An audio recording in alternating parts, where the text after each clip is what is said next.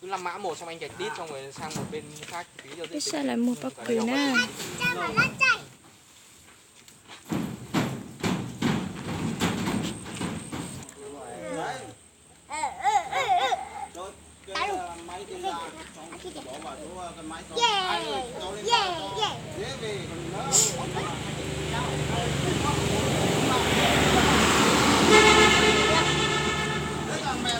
Nhà hàng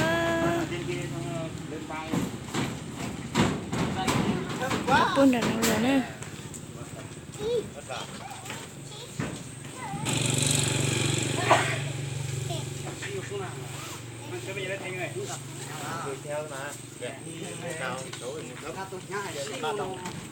Có cái ma đồng không? Có, nhưng mà không có chuối ma đồng.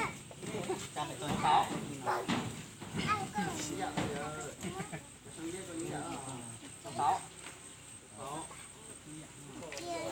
Đây, 5 mã một đi gạch đít xuống kìa. Xong cộng cái mã này bao nhiêu cân?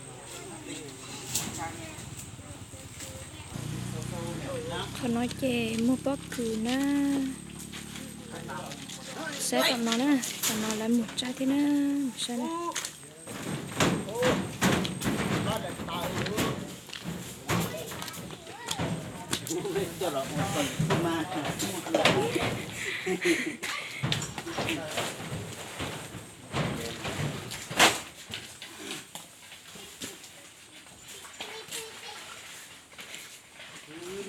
Để nó một tí chơi thế nè.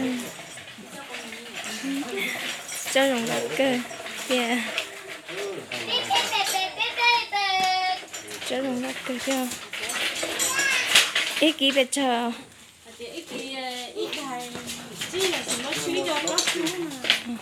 Ít tàu nha.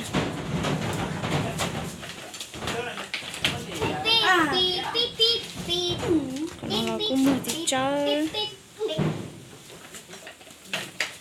Một lại cậu nó là cũng mua bắp cừu. Tên mong chè và cho anh trai nhà nhà gọc xíu nữa. Đau bọn nó cho chả thiệt ta chứ luôn.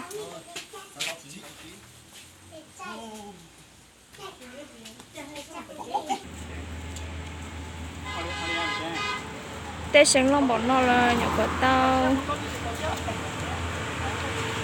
Cho chợ chua kỳ lù xin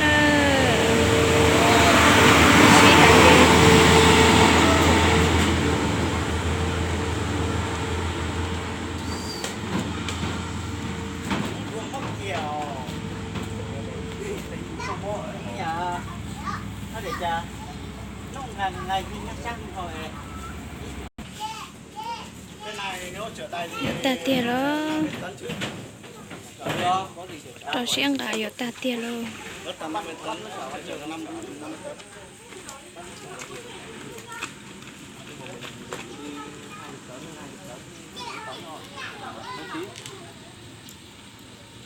Nhà cửa đó.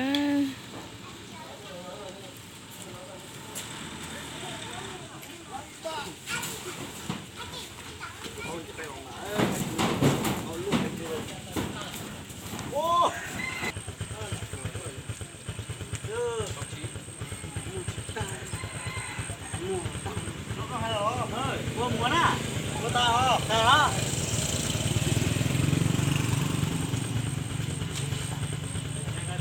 Phía kiên ta nữa nhà hàng.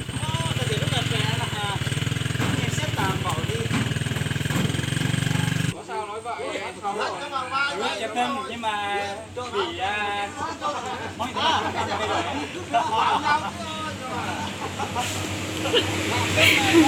Nhà cha.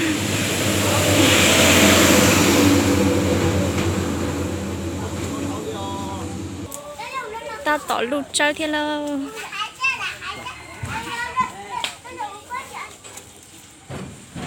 Ta tỏ lụt chơi này. Ta hơi giống cọc cây à? Ít tua hết.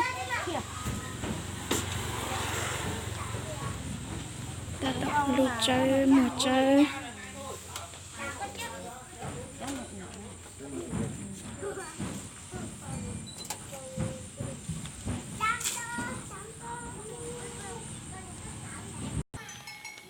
đâu giả luôn đi lâu tự lo xích chậu rồi ra lo đi thế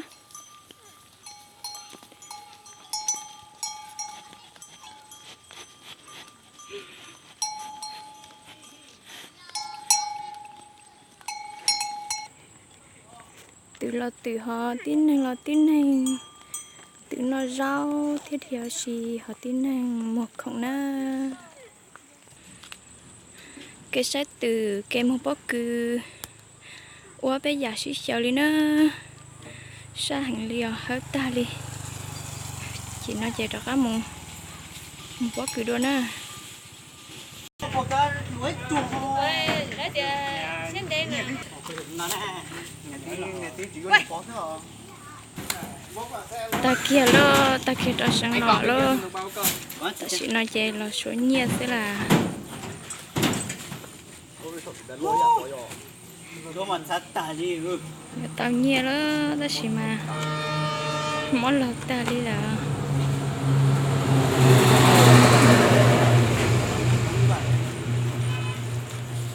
Hai tỷ xưa lấy cho nên một chơi Việt Nam mới trong một 3 tỷ xưa ấyอยู่mình tiếp thôi bên nhau thì cho nữa Cái đấy thế anh phải cho em chứ. Em đi mua mà. Nếu mà em bán cho anh xuống thì em mua hàng em bớt cho anh. Em có ô tô nhá. Anh thì suốt ngày đi làm. Thì anh xuống mua hàng cho em thì em tiền anh Mẹ số sắp nhiệt chết mà. thế Mẹ không có thì ăn nữa. đang ta chỉ lúc ta chạy tao thì chịu Mình Cái này ăn cũng mình về đã. mua hạt chạy cái đó sao đi nó thế nữa ta chỉ nói chạy là số nhiệt ta chạy ta xưa đúng 1 tấn Đi nó 782 xin cân chưa?